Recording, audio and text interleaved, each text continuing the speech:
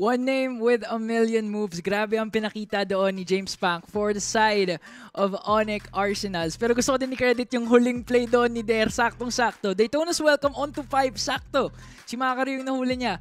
The retribution holder ng kanilang kalaban, which is Minana Archives, to secure a very decisive and strong Game 1 win over Minana. Welcome to the Analyst Stand. Ako nga pala si Ingan, and let's discuss kung paano nga ba nanalo ang Onyx Arsenals for game number 1. Let's break it down.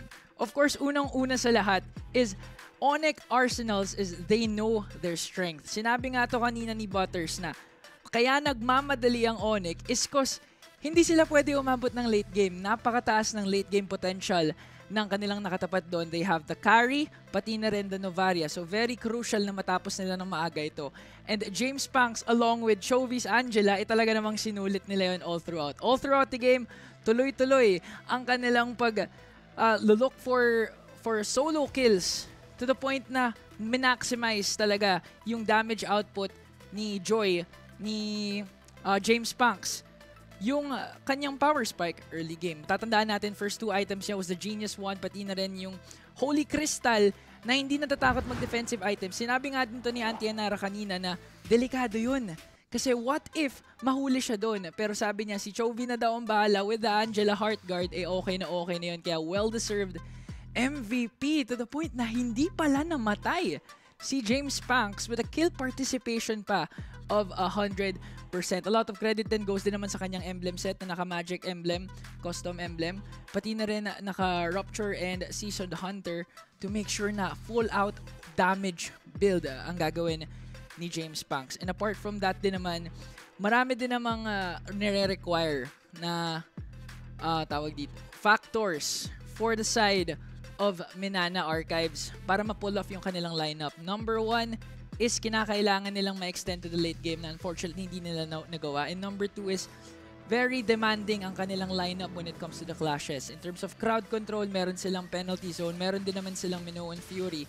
So, mas gusto nga talaga nilang instead of isolated clashes, team fights. But unfortunately, hindi nila napaabot to the late game. May mga glimpse of hope na nakakakita tayong nakaka-kill sila doon.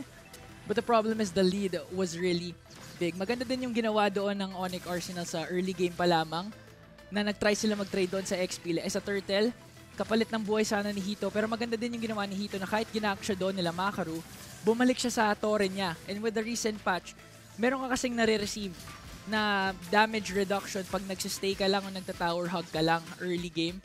And it's very crucial dahil nabawasan na po ang base HP ng mga marksman natin early game. So mas madali silang mapitas. Pero towards the later parts naman, mataas din naman ang kanilang HP growth. So kaya palag-palag, hindi rin naman ata namatay doon si Hito. And look at this, James Panks, a man with a million moves. All throughout, hinahabol, hindi natatakot. Talaga namang mas naging masaya ang Joy tuwing merong Heart Guard coming in from that Angela. It's a very one-sided game.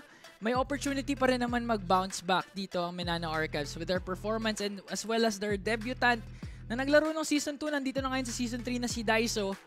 Kinakailangan talaga yung veterancy niya, leadership niya to guide their team and force a game number 3. And with the global ban, madadalian na sila kasi hindi na nila kailangan problemahin yung mga possible na pwede ulit piliin ng Onyx na nagpahirap sa kanila. Global ban na, so wala nang Joy. Wala nang Angela, wala na rin yung Grok, pati na rin yung Barats ni Der. And speaking of Barats Der's Barats ni Der tuloy. Nakikita naman natin sa emblem set niya, all out sustain ang kanyang kinuha. Kinuha niya yung tenacity, pati na rin yung concussive blast to make sure na pwede siyang mag-front if ever wala naman si Kekedot. And at the same time, set up kahit hindi na sila umaasa kay Kekedot with the wild charge. Nakita natin sa kahuli-hulihang play, amazing again yung Daytona's welcome niya. Crucial. Yun na sana yung opportunity na hinihintay ng Minana para maka-bounce back dahil kayang-kaya na nila pumalag and with the crowd control heavy lineup mukhang pabor pa sana sa kanila yon if hindi nagawa ni Der yung crucial Daytona's welcome. And nung nangyari yon, James Panks of course along with Chovy slowly shinred lahat ng members ng Minana Archives. James Panks against the richest guy. 100% kill participation po ang ating James Panks ngayon. Man with a million moves pero not a single death And for Kekedot naman, sandbag, carry, pati best wingman all throughout. He was there. He was very hyper-aggressive.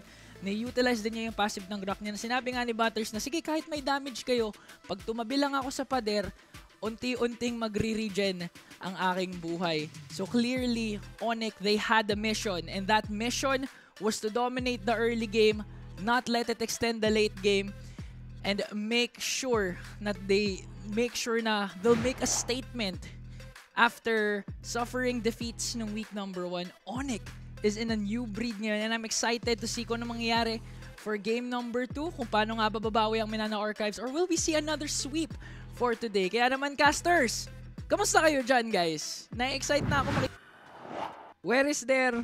What is there?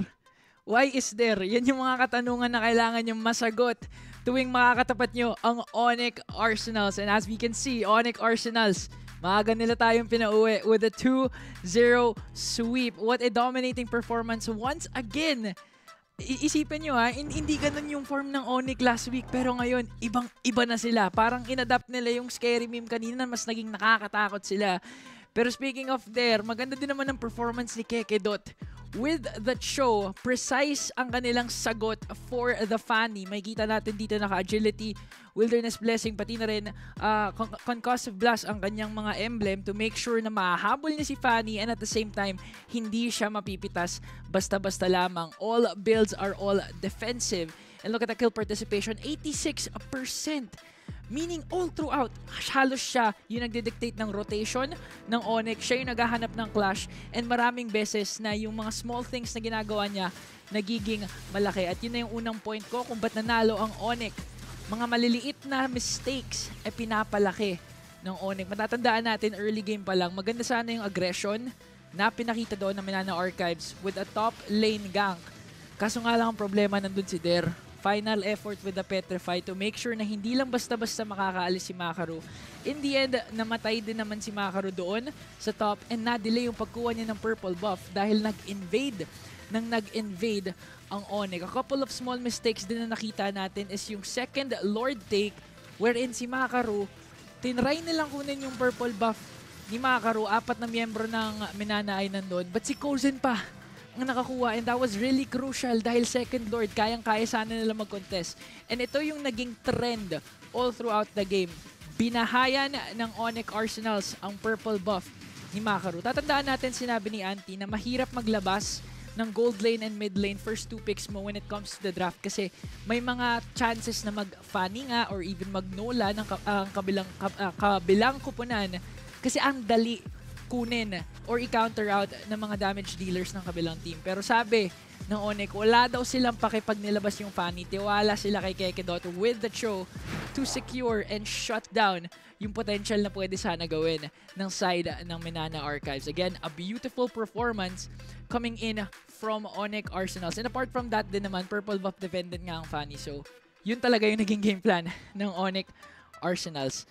And all throughout the game, makikita din naman natin yung aggressiveness na pinakita ni James Punks. Kasi 2 games straight na siyang hindi pa po namamatay. First game, 100% kill participation. This game, not yet sure, makikita natin mamaya. But looking at the item build, sobrang tapang ni James Punks. Emblem set niya, custom assassin emblem with the Rupture for added adaptive penetration. Pati na rin yung Season Hunter para mabilis makagalaw. At killing spree.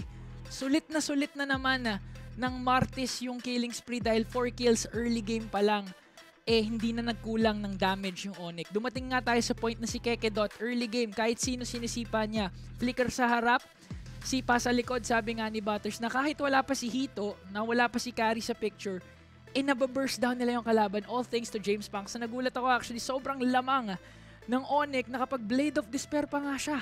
Kasama na nga din ng Hunter Strike. So nag-hybrid build siya dito kasi sobrang lamang ng Onyx Arsenals. And for the other hand naman, Minana Archives, marami din naman silang opportunities doon na makabounce back. Especially since yung lineup nila ang lakas sa Clash. They have the Kufra ni Neja, pati Daizo naman na nakanana. But the problem was, small mistakes were their main problems. Again, yung purple buff take nila doon for the second Lord na napunta kay Kozen, hindi tuloy sila masyado nakakapag-contest. And at the same time, every single time nakakala mo makaka-cable out si Makaru, either si Der o si Kekedot, always there to make sure to pin him down and bring him down. Yan ang pinakitang performance na napakaganda ng Onyx Arsenals. James Spanks once again, the rich guy, nakapag-BOD nga kaagad, hindi na masyado nag-focus sa defensive items.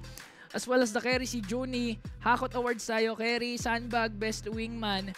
We can expect din naman that coming in from Minana Archive since sobrang outburst yung damage potential na pinakita ng Onyx Arsenals. And it's really nice to see two teams for day number 1 na nahirapan manalo nung seed nung week 1.